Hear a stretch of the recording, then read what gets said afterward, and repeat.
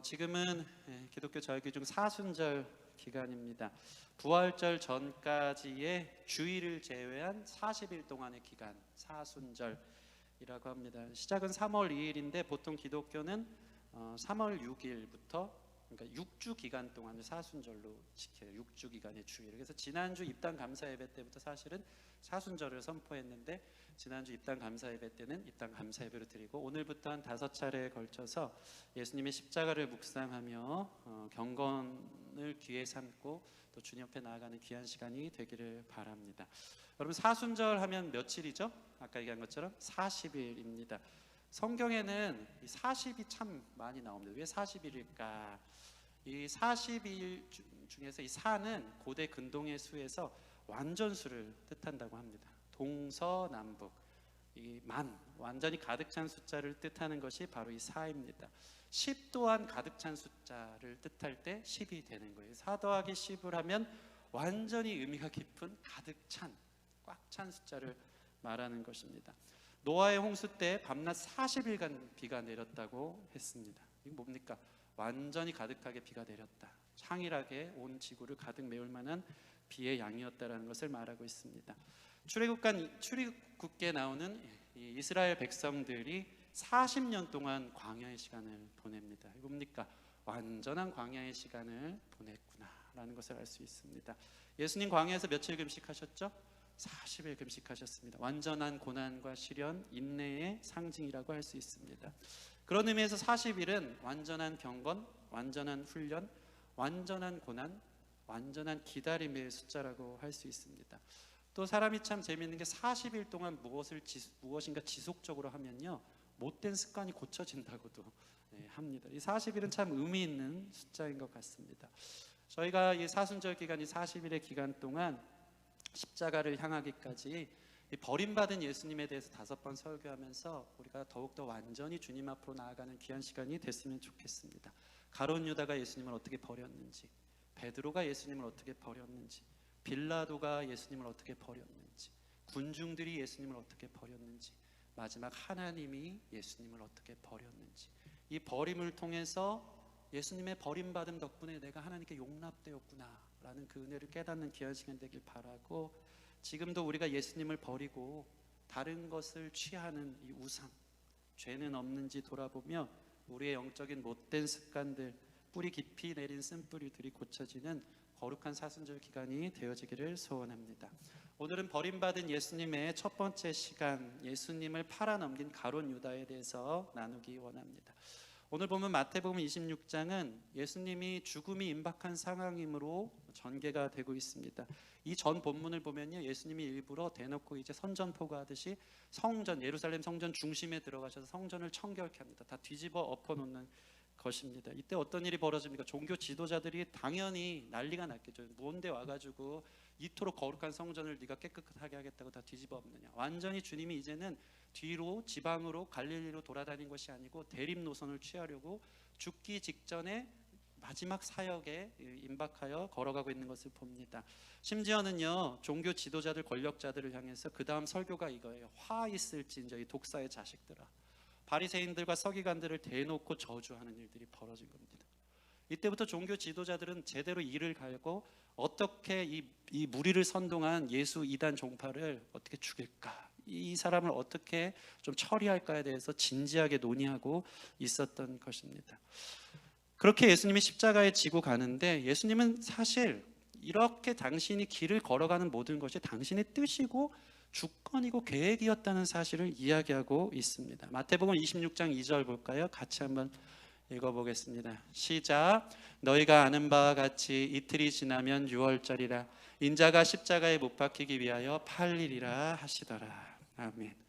여기서 보면 예수님이 유월절 어린 양을 예표하기 위해서 일부러 유월절에 십자가에 못 박힐 것을 계획하시고 작정하시고 주권적으로 일하시는 것이 보입니다.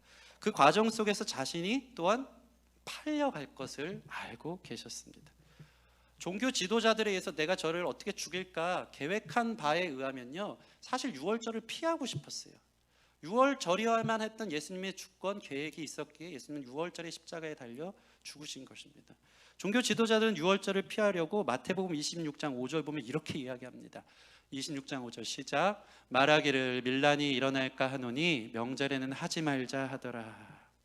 이미 예수님 인기가 많았고요. 유월절 하면 디아스포라 유대인, 수많은 유대인들이 순례를 하기 위해 와서 주목받는 예수님을 향해서, 또 인기도 없고 명성도 얻은 예수님을 향해서 그 추종 세력들이 너무 많았기 때문에 유월절날 예수님을 처리하면 큰 밀란이 나겠다는 걱정이 있어서 종교 지도자들이 이거 피하고 싶었어요. 근데 예수님은 어떻게 하신다고요? 다 하셨어요. 유월절날 내가 십자가에 넘겨질 것을, 누군가에게 팔려 넘겨질 것을 아셨다는 것입니다.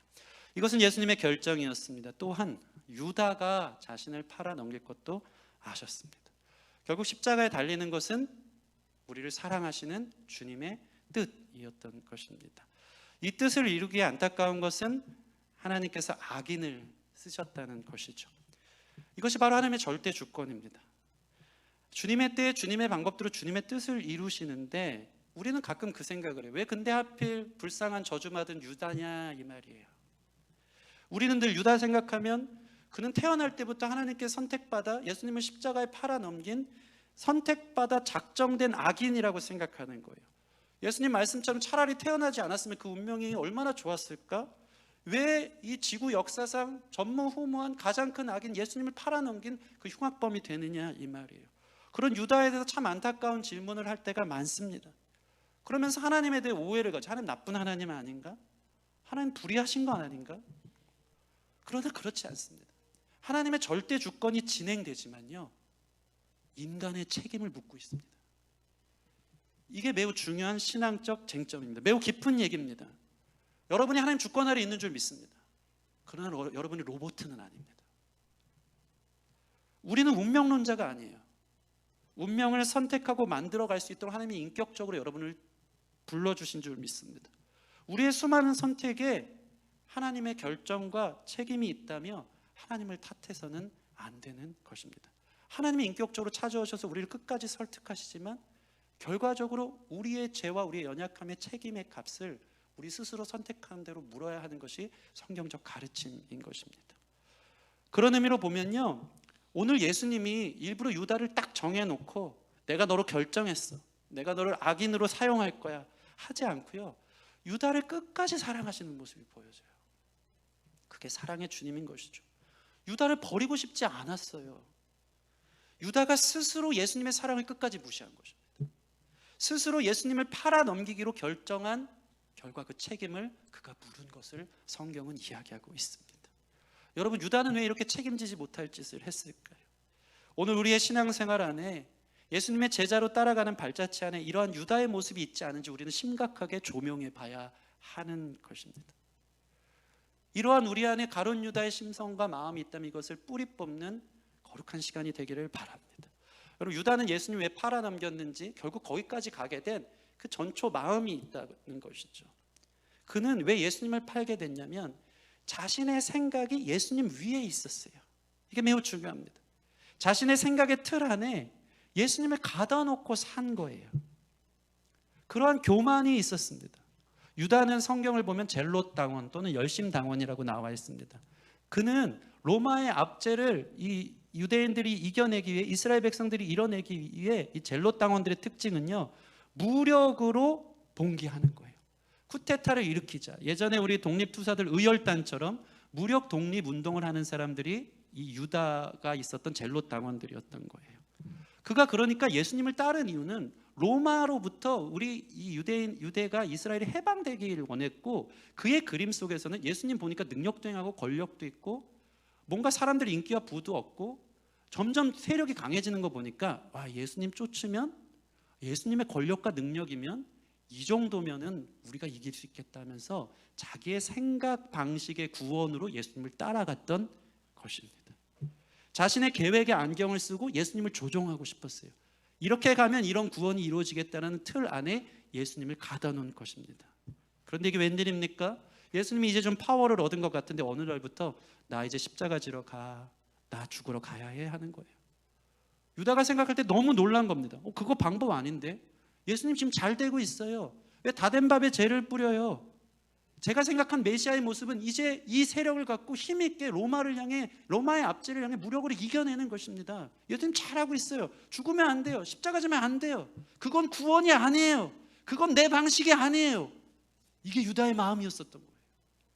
결국 자기가 그려진 구원의 방식이 되지 않음으로 인해서 유다는 실망한 거예요. 여러분이 원하는 예수님의 구원은 무엇입니까? 예수님을 통해서 내가 원하는 돈을 버는 게 구원이에요. 예수님을 통해서 내가 원하는 직장에 취직하는 게 구원이에요. 내가 기도했으니 그거 들어주세요. 그런 사람은 반드시 실망할 것입니다. 유다처럼 예수님을 팔아넘기는 전초 작업이 이거라는 거예요. 하나님, 나의 구원은요, 내가 이렇게 기도했고 내가 이렇게 헌신 봉사했고 열심히 신앙생활 했으니까요, 나의 구원은 저 사람이 변화되는 거예요. 예수님 그렇게 말씀하신 적 없어요. 예수님의 말씀 안에 예수님의 뜻대로 우리를 인도하시는데 내 생각이 앞서는 거예요. 자기 구원의 방식이 앞서는 거예요. 우리 가정은 이게 문제인데 이게 돼야 돼요. 자기가 생각의 틀에 예수님을 가둬놓고 있는 거예요. 이런 식으로 신앙생활을 하는 모습들이 바로 우리 안에 있는 유다의 모습이라는 것입니다. 그러다 보니까 유다는요, 한 번도 예수님의 세계에 깊이 들어간 적이 없더라고요. 늘 팔짱 끼고 늘 건너편에 있어요. 유일하게 유다만요, 예수님을 주님이라고 고백하지 않고 늘 선생이요 랍비요 하면서 쫓아다녀요. 맴돌기만 한 거예요. 간만 본 거예요. 이건 내 스타일이 아닌데, 이건 내 방식이 아닌데, 그건 좀 힘든데, 그러면서 거리가 멀었어요. 가만 보면요, 마음의 거리가 이 몸의 거리랑 비슷하거든요. 그래서 신앙생활도 이 앞자리에 앉으신 분들이 은혜 많이 받는 자리인 줄 믿습니다. 뭔가 맴도는 사람은요, 멀리서 신앙생활도 깊이 안 들어와요. 깊이 안 들어와요. 이렇게 관찰자로. 이게 조심스러워야 되는 거예요. 영적 적시는 거예요. 들어오려면 훅 들어오세요. 주님 안 다칩니다. 주님 안에 들어와도. 주님이 여러분을 진정으로 구원하는 방식으로 이끌어 가는 거예요. 제가 항상 하는 얘기인데, 수영을 어떤 사람이 잘 배웁니까? 아무것도 수영 안 배운 사람이 수영 코치에게 수영을 잘 배운대요. 어디 동네에서 수영 좀 한다고 몸에 힘이 잔뜩 들어간 사람, 고치는 게 힘들대. 그냥 가라앉는 거예요. 아무리 해도 안 된대요. 그 고집이 있는 거예요. 내 방식으로는 이건데, 이게 수영인데. 국가대표 코치가 와도 그거 못 고쳐요. 몸에 힘을 빼세요. 그러면서 뜨는 거예요. 예수님을 믿고 구원자로 인정하면 예수님의 방식 말씀에 순종하며 걸어가는 저와 여러분들이 됐으면 좋겠습니다. 우리의 감정과 생각이 일치하지 않고 그렇게 되는 게 쉽지 않더라도 예수님의 말씀에 순종하면 그에 덧붙는 주님의 생각과 감정 또한 우리를 향해 부어주실 줄 믿습니다. 주님을 믿으십시오. 아멘. 주님의 구원의 방식이 있음을 믿으십시오. 유다는 그러지 못했다는 것입니다. 가룟 유다는요, 심지어 제자들 사이에서 회계를 맡았어요. 돈괴를 맡았다는 것이죠. 그런데 오늘 본문을 보면 예수님을 대제사장들에게 홧김에 가서 얼마에 팔까 했더니 은 30에 팔겠다 했더니 그냥 넘기거든요. 그 결정적인 계기가 있어요. 그게 뭐냐면 예수님을 팔아 넘기기 전 한 여자가요, 매우 귀한 향유 옥합을 예수님의 머리에 깨트리면서 그 향기가 진동하도록 만드는 장면이 나옵니다. 머리에 넘치도록 내리는 기름이요, 발끝같이 다니까 자신의 긴 머리털로 그 기름을 묻혀서 감히 예수님을 쳐다도 볼 수 없어서 그의 발을 닦는 장면이 나오고 있습니다. 유다는요, 이거 보니까 마음이 이미 돌이켜질 대로 돌이켰고 마음이 상해했었기 때문에 이 모습이 너무 꼴불견이었던 것 같아요. 가뜩이나 예수가 마음에 안 드는데 예수를 추종하는 이 여인이 너무나도 볼썽사나웠어요. 야, 그렇게 예수가 좋으냐? 뭐 하는 짓이냐? 예수 이제 죽는데 뭐 그렇게 지극정성이야? 완전히 그 사람은 다 싫어졌어요. 유다는 이 마음이 다 꼬여 있던 것입니다. 우리 어떤가 봐요. 하나님한테 실망하잖아요. 하나님에 대한 생각의 틀에 이게 이렇게 됐었는데 안 되잖아요. 그러면요, 우리는 사람을 볼 때도 마음이 기쁘지가 않을 때가 많아요. 다른 사람 교회에서 다 기뻐하고 좋아하는데 나만 기쁘지 않고, 다른 사람 다 좋다고, 이거 너무 좋다고 하는데 나만 삐딱하게 보이고, 다른 사람들 다 괜찮은데 나는 늘 문제만 보이고, 하나님과의 관계에 무엇인가 금이 간 듯한 일일 수 있는 것입니다. 늘 괜찮은 게 하나도 없고 감사도 없고 늘 안 좋은 것만 그렇게 보이고, 그게 걸림돌이 돼서 답답합니까? 여러분, 영적인 중증인 거예요. 유다 증후군이 시작된 거예요. 우리 하나님이 어떤 분인지 그분의 사랑을 깨닫는 저와 여러분 됐으면 좋겠습니다. 이 사건을 보면서요, 유다는요, 이 향유 옥합 깨트린 여인을 보면서 그래서 이렇게 얘기해요. 마태복음 26장 8절에서 9절 말씀, 26장 8절 9절 같이 읽겠습니다. 시작. 제자들이 보고 분개하여 이르되 무슨 의도로 이것을 허비하느냐, 비싼 값에 팔아 가난한 자들에게 줄 수 있었겠도다 하거늘. 여기서 제자들이 분개했다는 것은요, 헬라어로 아가낙테오라고 하는데, 예수님이 죄를 향해 귀신을 향해 의로운 분노를 낼 때 표현하는 거예요. 제자들이 어디서 본 건 있어요. 엄하게 예수님이 혼내는 거 그대로 보더니요, 그걸 예수님한테 지금 적용하는 거예요. 예수님 정신 차리세요. 제자들 그대로 따라하는 거예요. 그 여인을 책망하면서 그 아깝지 않냐, 그걸 왜 허비하냐, 왜 낭비하냐, 그 가난한 자에 나눠줬어야 되는데, 의분을 일으키는 거예요. 예수님 얼마나 무안했을까요? 이 여인은 자신의 것을 완전히 다 깨뜨려서 예수님의 장례를 준비하는 무엇보다 가치 있는 행사를 하고 있는 것인데, 예수님도 무안하게 너 지금 뭐 하는 거냐고, 어디에 그 비싼 향유를 허비하느냐고 오히려 핀잔을 주고 있는 것입니다. 지금 예수님의 생명값, 그 어떤 금액으로도 책정할 수 없는, 그 어떤 가치로도 대신할 수 없는 예수님의 장례를 준비하는 이 여인을 보면서 허비하고 낭비한다고 이상한 소리를 하고 있는 것입니다. 요한복음에 보면요, 이 제자들이라고 마태복음에 나와 있잖아요. 요한복음에 보면 그 사람의 주동자가 바로 유다라고 나와 있습니다. 요한복음 12장 4절에서 6절, 제자 중 하나로서 예수를 잡아줄 가룟 유다가 말하되 이 향유를 어찌하여 300데나리온에 팔아 가난한 자들에게 주지 아니하였느냐 하니. 그러면서 요한복음에 이렇게 나와 있어요. 이렇게 말하면 가난한 자들을 생각함이 아니요 그는 도둑이라 돈계를 맞고 거기 넣는 것을 훔쳐감이라. 지금 보니까 핑계였어요. 가난한 사람에게 그걸 주지 왜 아깝게 예수님한테 다 쏟아 부어. 근데 유다의 다른 마음이 있었어요. 그는 가난한 자들 생각한 게 아니라 그는 도둑이라 돈계를 맡아 거기 넣는 것을 훔쳐가고 싶었어요. 뭡니까? 자기가 회계거든요. 회계라는 것은 돈을 줄 수 있는 권력이 있잖아요.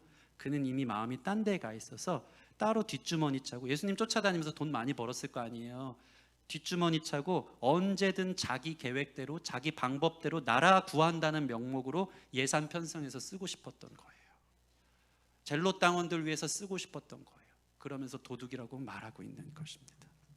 이렇게 예수님께 실망했고, 그래서 예수님을 배신하고 도망치려고 했었던 유다의 모습은 결국 대제사장들에 가서 예수님을 은 30에 넘겨줍니다. 은 30이 얼만큼 되는지 아세요? 그 당시 노예 한 사람 값이에요.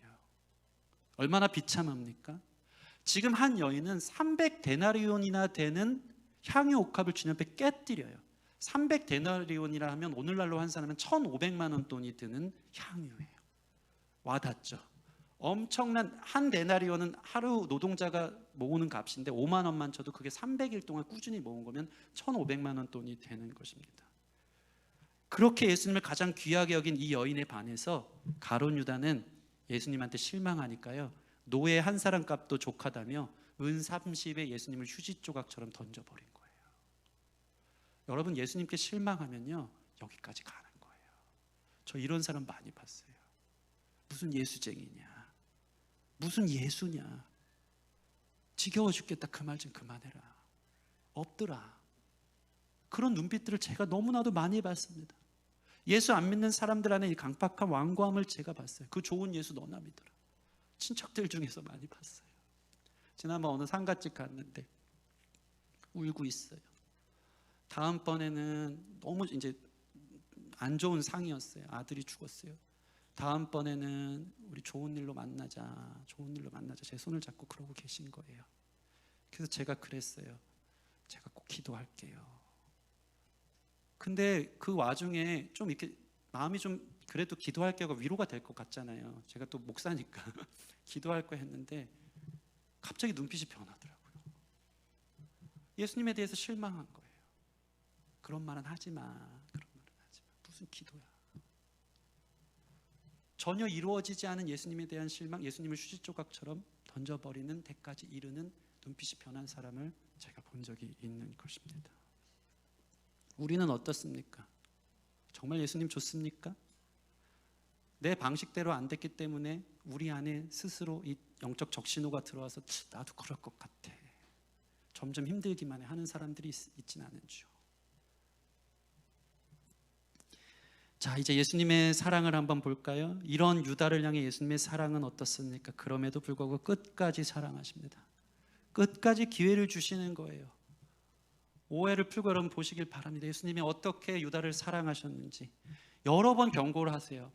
오병이어 사건 이후에요, 예수님이 이렇게 얘기합니다. 너희도 나를 떠나려느냐.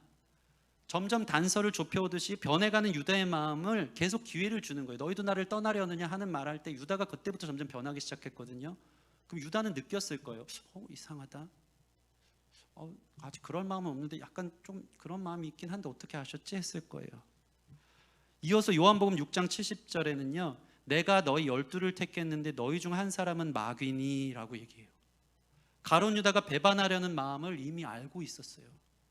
이걸 듣고 가룟 유다가 회개하라고, 경각심을 가지라고, 예수님 알고 있었네, 내 마음이 벌써 이렇게 닫혀 있었네 하면서 회개의 기회를 주신다는 것을 볼 수 있습니다. 오늘 본문은 어떻습니까?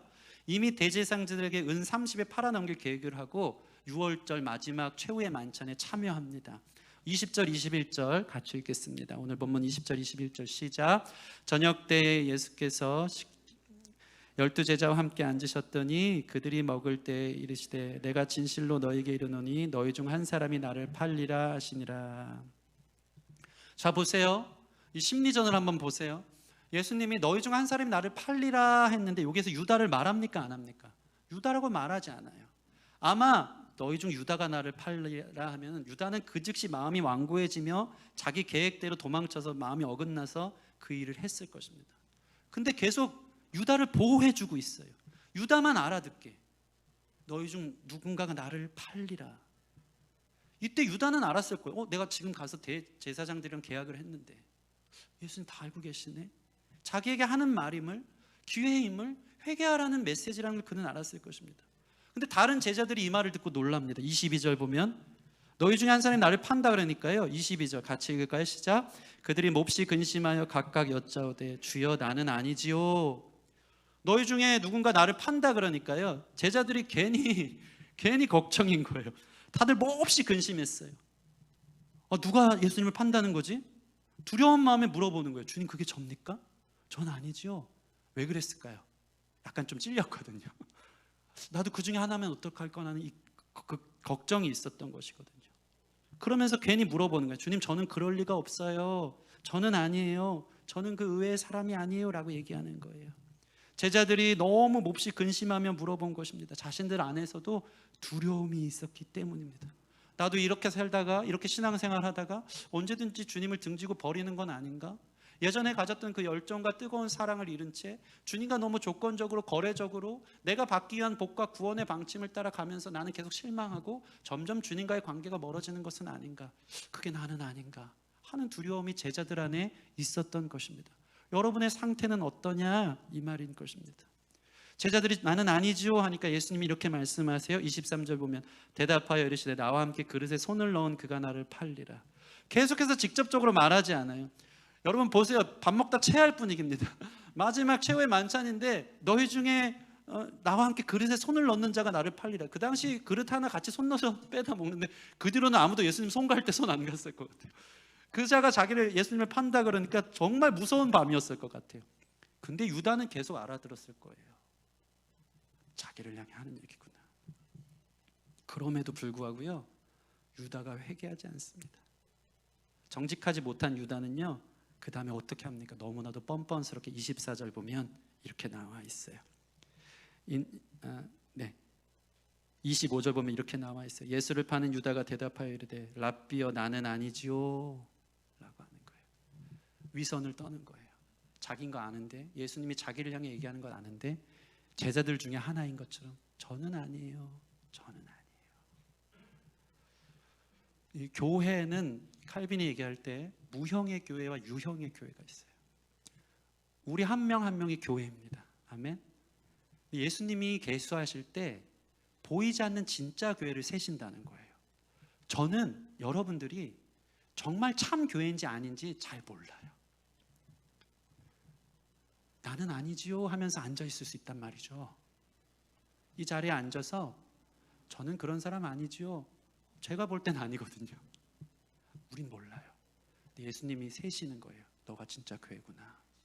너가 진짜 나에게 순종하는 종이구나. 너가 참 나를 사랑하는구나. 무섭죠? 두렵죠? 그럼 어떻게 해야 됩니까? 반문하는 거예요. 진짜로. 예수님, 나는 아니지요.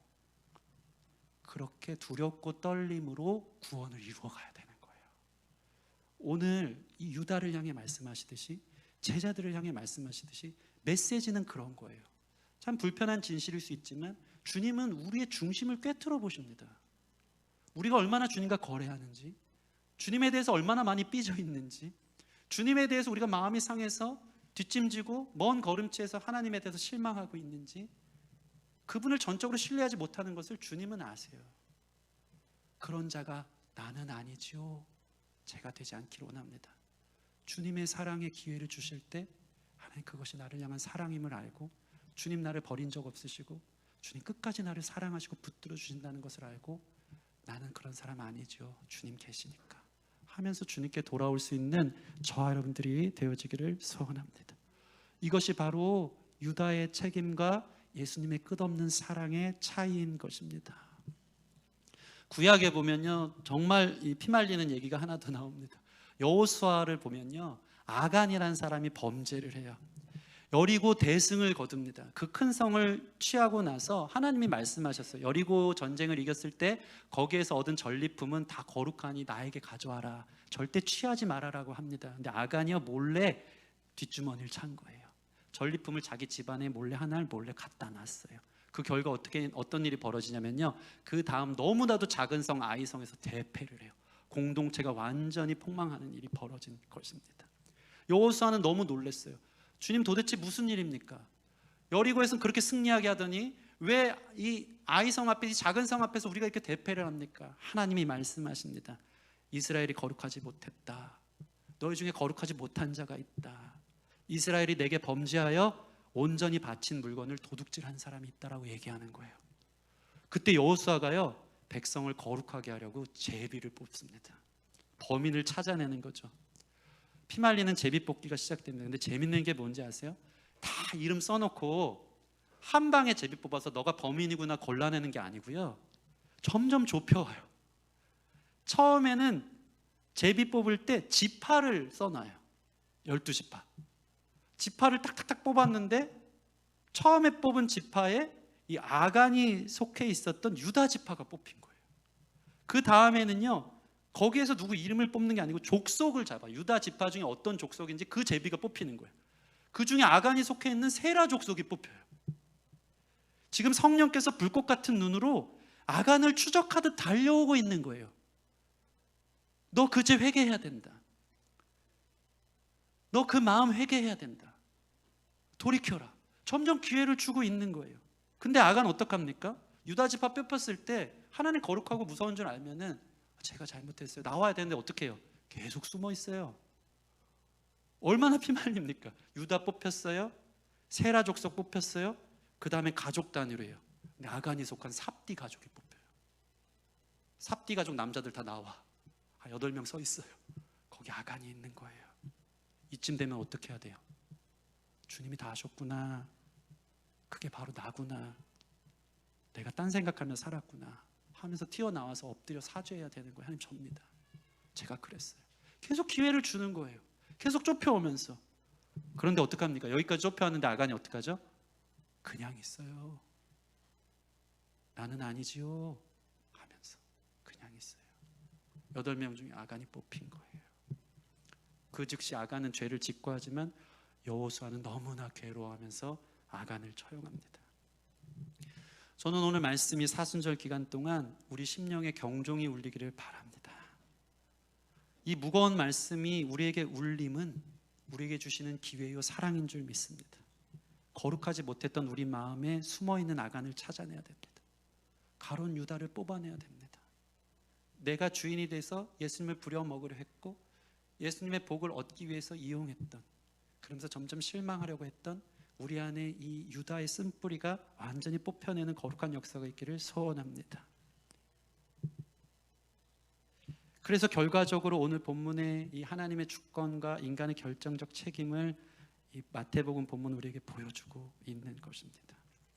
20세기 대표적인 복음주의자 존 스토트 목사가 이렇게 말해요. 잘 들어보세요. 만일 누군가 구원에서 멀어지면 그것은 자신의 책임이지만 누군가 구원을 받는다면 그것은 하나님의 은혜다. 이 이율 배반에는 지금 우리의 지식으로 풀 수 없는 신비가 있다. 하지만 그렇다고 성경과 역사, 우리의 경험과 모순되지 않는다. 참 신비하죠? 하나님 우리의 운명을 좌지우지하고 주권을 갖고 있는데 또 하나님 인격적이 있어서 우리의 책임을 물으시는 이 신비를 다 풀어낼 수 있는 사람은 없지만 그럼에도 불구하고 우리 신앙생활의 경험들을 보면 이 하나님의 성품과 우리의 책임에 대해 물으시는 이 방식이 전혀 모순되지 않는다는 것을 우리는 알 수 있는 거예요. 여러분 자신을 보란 말이에요. 하나님 여러분 끝까지 사랑하십니다. 그래서요, 천국 가서 하나님 심판대 앞에서 천국까지 못 가는 사람들은요, 하나님 앞에 핑계할 사람이 없대요. 왜요? 주님이 나를 사랑한 걸 알거든요, 자기도. 근데 자기가 완고함에 고집에 자기 죄 가운데 산 것을 알거든요. 이게 얼마나 무서운 얘기예요. 하나님 여러분 끝까지 사랑하세요. 끝까지 사랑하세요. 그 사랑 앞에 여러분 마음을 닫고 있지 않기를 바랍니다. 예, 말씀을 마치겠습니다. 이 사순절 기간을 보내며 버림받은 예수님을 버린 첫 번째 사람 유다를 우리는 생각해야 됩니다. 자신의 계획대로 되지 않는 신앙생활, 자신이 원하는 바를 이루지 못한 신앙생활, 구원은 없는 것 같고 너무 힘들기만 하고 내가 이러려고 예수 믿었나 할 만큼 계산만 많고 점점 멀어져가는 성도들이 있다면 그럼에도 불구하고 내 안으로 깊이 들어오라, 나에게 순종해라, 나와 함께 하자는 주님의 사인에 들어갈 수 있는 저와 여러분 됐으면 좋겠습니다. 우리도 제자들처럼 정직하게 두렵게 물어봐야 돼요. 나는 아니지요. 나는 아니죠. 불신 같지만 두렵고 떨리는 근심으로 이 고백이 우리를 구원에 이르게 하는 줄 믿습니다. 주님을 버리고 등지고 가는 게 나는 아니죠. 저도 두렵거든요. 제가 뭐라도 돼서 이런 말을 하는 게 아니고 저도 매일이 두려워요. 여러분, 나 이러다가 예수님 등지고 떠나는 것 아닌가? 나 이러다가 예수님께 실망하고 점점 신앙생활이 차라리 고난이 많고 힘든 시절이면은 더욱더 철저하게 주님을 믿는데 세상에 유혹이 많고 우리 마음과 이 영적 멘탈이 너무나도 약해지는 이 시점 속에서 내 마음대로 되지 않는 하나님, 내 생각대로 되지 않는 하나님에 대해서 너무 실망하면서 점점 예전에 가졌던 이 불같은 신앙생활을 잃어버린 우리 자신의 모습은 있지 않은지, 그러면서 점점 병들어서 계속 나는 아니죠. 근데 그걸 자기도 걱정되는 거예요. 나 이러다가 제가 근데 너무 많이 봤어요. 청년 때에 정말 열심히 신앙생활하고 교사고 회장이고 다 하던 사람들이요, 나중에 교회 없는 사람 많이 봤어요. 주님 등지고 떠나가는 사람 많이 봤어요. 여러분이 그런 사람이 안 되기를 바랍니다. 롱런 해야 돼요. 길게 봐야 돼요. 주님께 깊이 들어와서 주님과 동행하셔야 돼요. 그런 자들 안에는 간보거나 재거나 멀리 떨어져 있는 게 아니고 그 주님의 사랑이 나와 함께하여서 주님의 방식대로 구원을 경험하게 될 줄 믿습니다. 그 주님을 신뢰하시기 바랍니다. 우리 이 시간 같이 기도하며 주님 앞에 나아가는 시간 가졌으면 좋겠습니다. 혹시 이 고백을 들으면서 주님 앞에 물어봐야 돼요. 나는 아니지요? 물어봐야 합니다. 우리 안에 하나님에 대한 실망과 불신이 커져가서 하나님 등지고 싶은데 그게 저는 아니지요. 주님 저를 사랑한다고, 저와 함께 해주신다고, 저를 여전히 붙잡아 주신다고, 주님의 방법에 구원이 있다는 것을 저는 믿습니다. 제가 유다와 같은 사람은 아니지요 라고 고백하는 저와 여러분들이 되었으면 좋겠습니다. 점점 주의만 맴돈다면 이 신앙의 적신호를 벗어버리고 우리 안에 있는 유다와 아간을 뽑아내는 거룩한 시간이 되어지기를 소원합니다. 우리 같이 찬양할까요? 나 무엇과도 주님을 바꾸지 않으리. 같이 찬양합니다. 가사를 생각하면서 주님하고 바꾸면 반드시 실망하고 도망갈 거예요. 그래서 이 찬양하면서 우리 자신을 좀 돌아보는 시간 갖겠습니다. 나 무엇과도 주님을 바꾸지 않으리 찬양하겠습니다.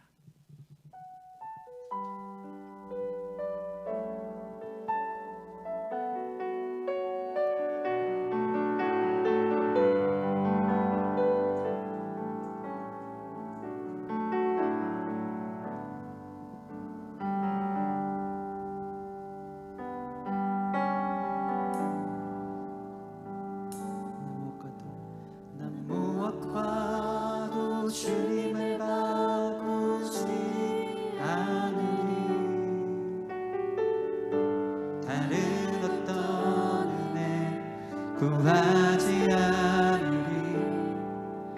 오직 주님만이 내 삶의 도움이시니 주의 얼굴 보기 원합니다. 다시 한번. 나 무엇과도 주님을 바꾸지. 아멘. 다른 어떤 은혜 구하지 않으리. 오직 주님만이 내 삶의 도움이시니 주의 얼굴 보기 원합니다. 주님 사랑해요. 주님 사랑해요. 온 마음과 정성 다해. 온 마음과 정성 다해. 하나님의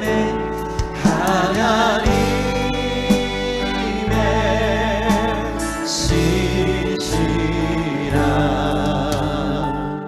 친구 되기 원합니다. 내 마음을 담아서 나 무엇과도 주님을 바꾸지 않아. 나 무엇과도 주님을 바꾸지 않으리. 다른 어떤 은혜 구하지 않으리. 오직 주님만이 내 삶의 도움이시니 주의 얼굴 보기 원합니다. 주님 사랑해요. 주님 사랑해요.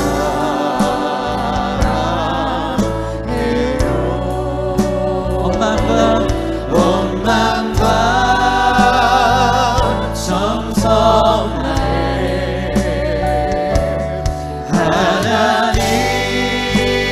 하나님의 신실한 친구 되기 원합니다. 주님 사랑해요. 주님 사랑해요.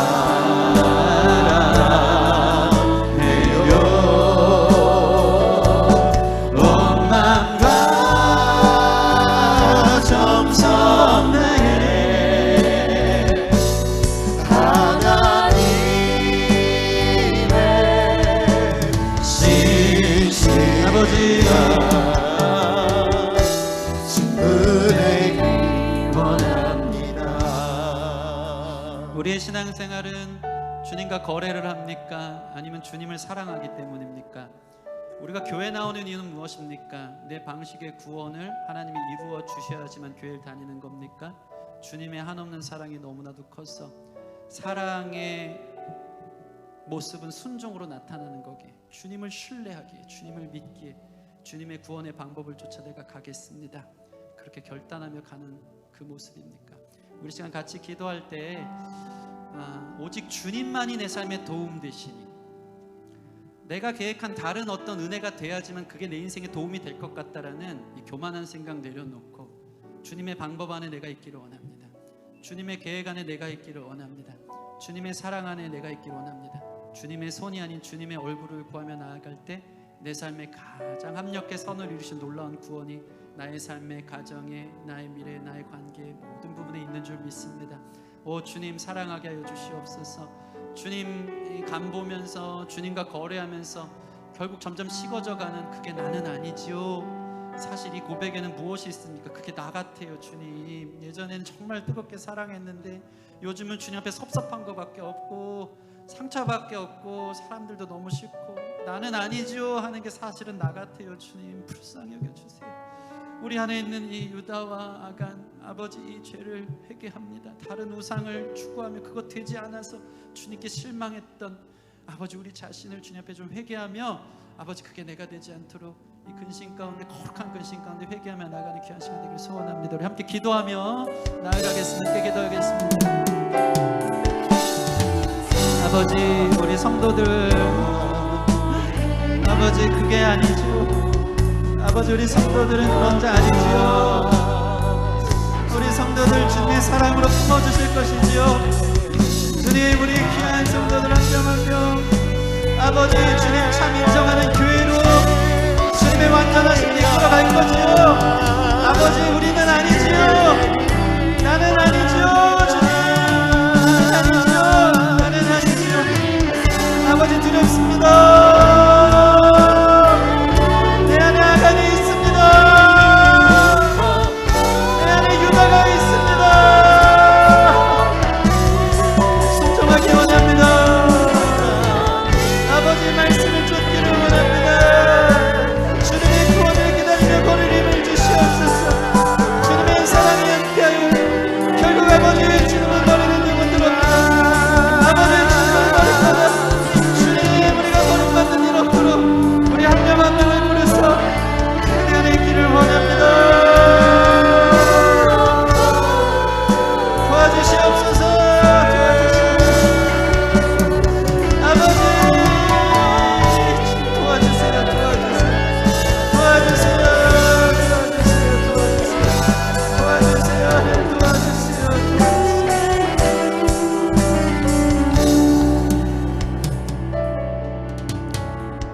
하나님, 신앙생활 인생의 수많은 고답 속에서 이 미간을 찌푸리며 진지한 고민 없이 어떻게 신앙생활 하겠습니까? 아무 생각 없이 이제 복받기 위해서 인생에 참 우리를 유혹하는 수많은 우상들, 주님보다 사랑할 것 같은 우리의 유혹들이 참 많은데 그렇게 주님과의 거래 속에 남아서 점점 멀어지면서 실망과 상처, 주님을 판단하고 내 생각대로 되지 않는 것으로 인해서 하나님으로부터 멀어지려 했던 우리 자신, 오늘 이 말씀을 통해서 가지 말으라고, 나를 팔지 말으라고, 나를 버리지 말라고, 내 안에 진정한 구원이 있다고, 내가 너를 위해 죽기까지, 십자가에 죽기까지 사랑한다고 기회를 주신 하나님의 음성 앞에 예 주님 신뢰합니다, 주님 믿습니다, 주님 사랑합니다, 주님 등지고 떠나가는 건 나는 아니지요. 이 고백이 특별히 우리 청년 세대들에게 있게 하여 주시옵소서. 이 시대의 신앙생활을 유지하며 사는 게 너무 힘이 듭니다. 주님, 온전한 복음에 있어서 주님만을 사랑한다는 것이 과연 주님이 찾으시는 교회, 그 주님이 계수에 넣는 그 교회가 우리 자신인지 물어볼 때 우리 너무 두렵고 떨립니다. 주님, 목회자인 저부터도 주님 그게 제가 될까 두려워서 나는 아니지요 하면서 고백할 때가 많습니다. 주님의 사랑 깨닫게 하여 주십시오. 주님의 선하심, 주님의 인도하심, 주님의 완전하신 계획 깨닫게 하여 주셔서 주님을 사랑함으로 신뢰하고 신뢰함으로 순종하여 그게 결국 내가 아니고 정말 하나님의 기쁨이 되어지는 귀한 성도들 될 수 있도록 축복하여 주시옵소서. 주님의 끝없는 사랑 앞에, 주시는 기회와 회개의 기회 앞에, 성령의 추적 앞에 하나님 내가 엎드려 자복하는 완전한 회개의 기간이 사순절 기간이 되기를 원하오니 그러한 은혜 또한 우리 가운데 허락하여 주시옵소서. 감사함이 예수님 이름으로 기도합니다. 아멘.